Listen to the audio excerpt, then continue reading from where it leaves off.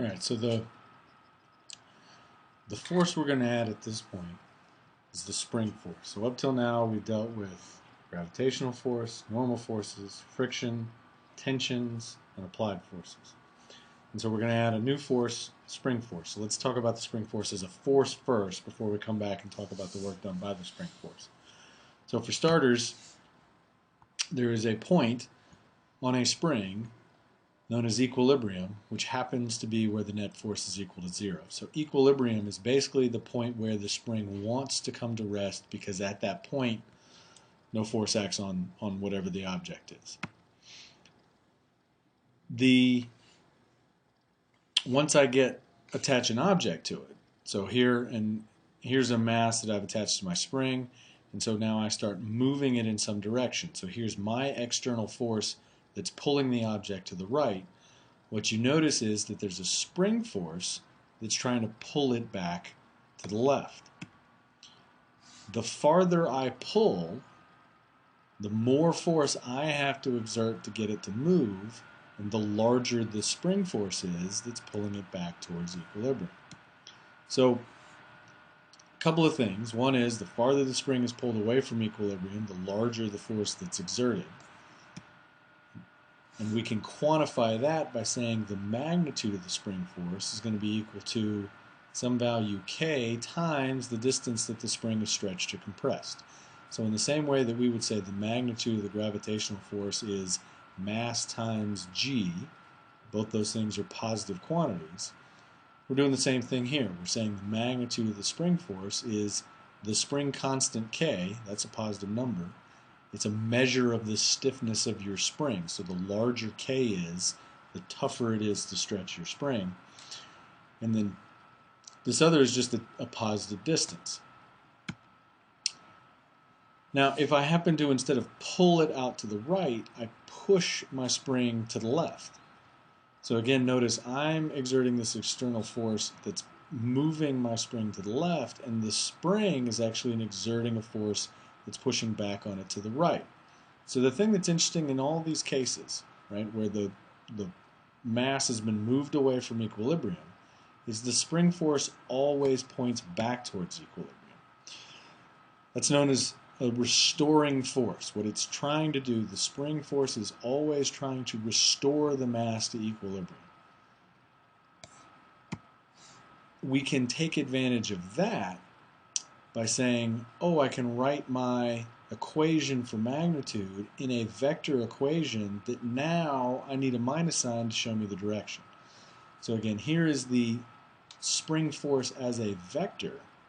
It's equal to negative, again, positive spring constant, and x here is defined as the displacement from equilibrium. So as a displacement, this now cares about direction. So if I move, as in these top two cases here, if I displace to the right, the spring force points to the left. In the bottom case, if I displace to the left, the spring force points to the right. So what this minus sign is telling me is that the spring force and the displacement will always point in opposite directions, and this is because the spring force is always trying to get the mass back to equilibrium. Alright, so that's the force.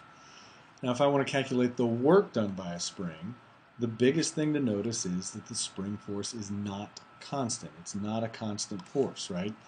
The farther you move away from equilibrium, the larger that force gets.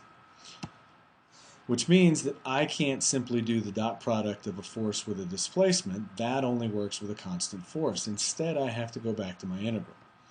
And so my integral tells me that the work done by the spring force is going to be equal to the integral from some initial displacement to some final displacement of the x component of the spring force times dx. So again, this is having taken care of the dot product so that I only care about x direction here. Well, when I plug in the x component of this force, right, assuming that I'm pulling out some tiny little infinitesimal dx in the positive x direction, then my spring force will want to push back to the left. So the spring force itself will point back in the negative x if I have some tiny little positive displacement. So I'm left with the negative sign comes out, k I can pull out, and so I want the integral of x dx, and the antiderivative of x dx is just 1/2 x squared, and so when I evaluate that at the endpoints, I've got a minus sign out front, so minus 1/2 k times the final displacement from equilibrium squared minus the initial displacement from equilibrium squared. So this gives me the work done by the spring. Now,